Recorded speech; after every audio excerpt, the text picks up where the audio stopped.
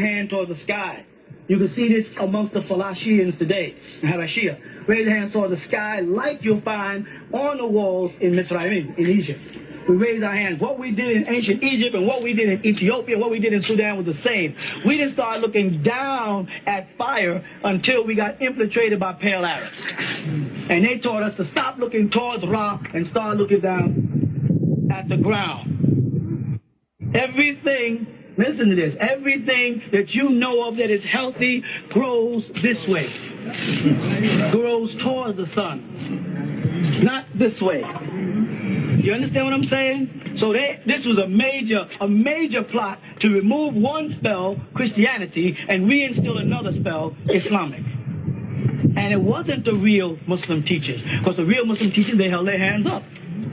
Somewhere along the line, people got in and they institutionalized Salat. And I said, let's go back to the Quran for what it's worth, El's Quran, and look and see in it what he says. And eliminate all the things that we're doing that he does not say. And when you do that, you eliminate looking down, because it's not in there.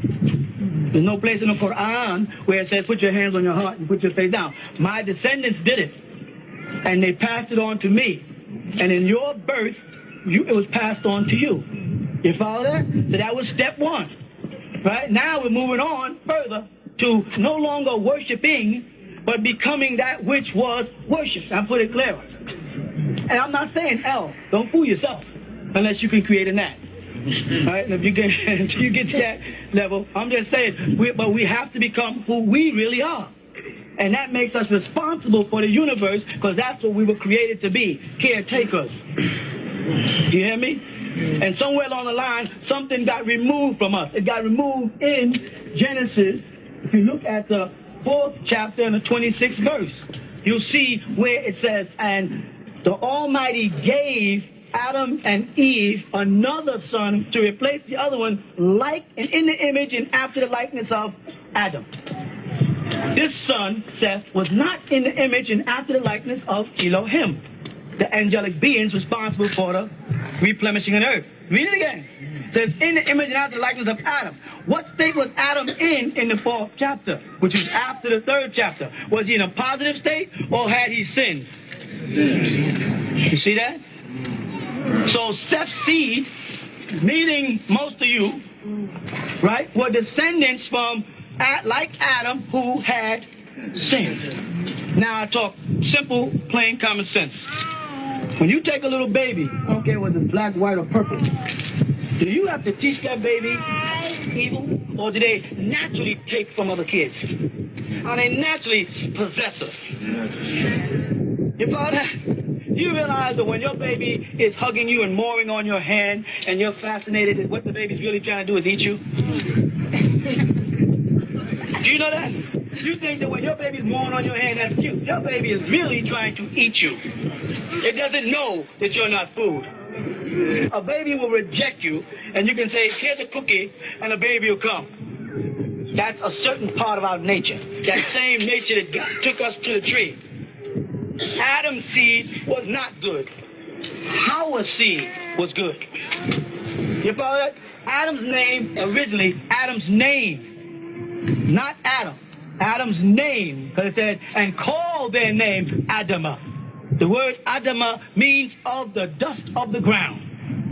But in that same Torah, they give you the name of Adam and Eve when they say male and female created he them, and call their names Adam. Now what is a name then? When they use the word male, the same thing happens in El's Quran. They say Zakar wa Antar. We created you male and female. Zakar wa Antar. However, the word Zakar, Zakara, has nothing to do with being a male or female or gender. It has to do with the word to remember, Zikr. You follow that? In the Torah, it says, male and female created he them, and called their names Adam. Zakar wa Nakibu was their names. When you trace the Nakibu back to ancient Aramic, it means leadership and out front in power.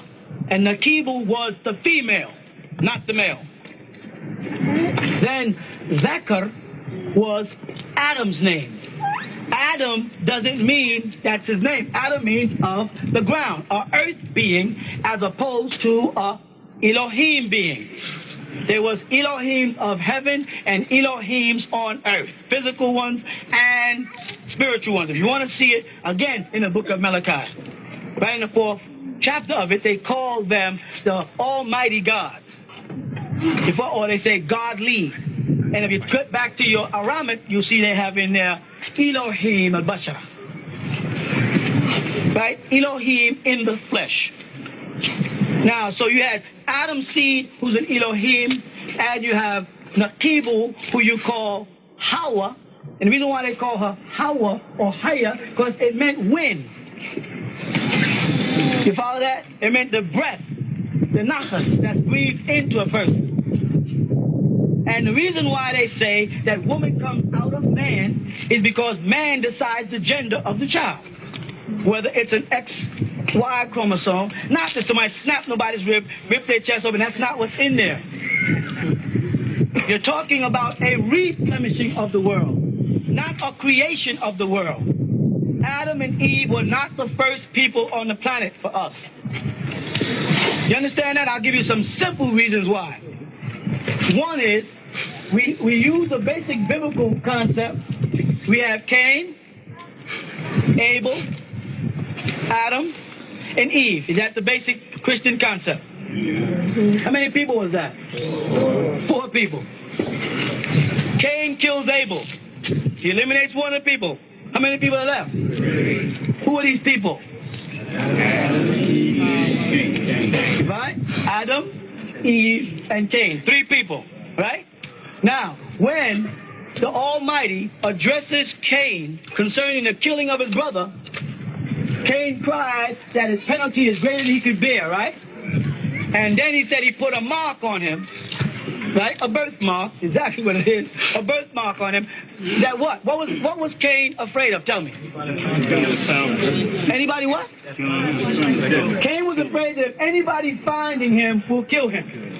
Could you tell me who was going to find him if there's only 3 people on the planet? Who was he afraid of if there was nobody else on the planet but him, his mother and father? It wasn't his father he was worried about. It wasn't his mother he was worried about. There must have been other people on the planet that he was worried about that would kill him. And when he left that land and went into the land of Nod, he encountered other people. There, it was already there in the Philians. Then again they say, the man should leave his mother and his father and cling unto his wife, and they should become one flesh. Correct? If these are the first people on the planet, who was that law for before it was said to them? It didn't say you are to leave your mother and father. It said a man, as if the law was already set. A man is to leave his mother and leave his father and cling unto his wife, and they're to become one flesh. If that law was set, who was it set for if there was nobody there? And nobody else got married.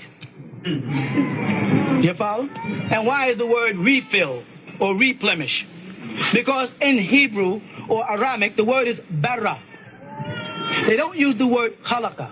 Yes, there is a Hebrew word khalaqa, meaning creation, and it talks about the original creation that took place billions of years ago. But Adam and Eve, 49,000 years ago, was a recreation, a bara. And look it up in Hebrew. You see right there, bara. And that means to remake, to remodel, or to rebuild, not to create. We will continue following this brief intermission.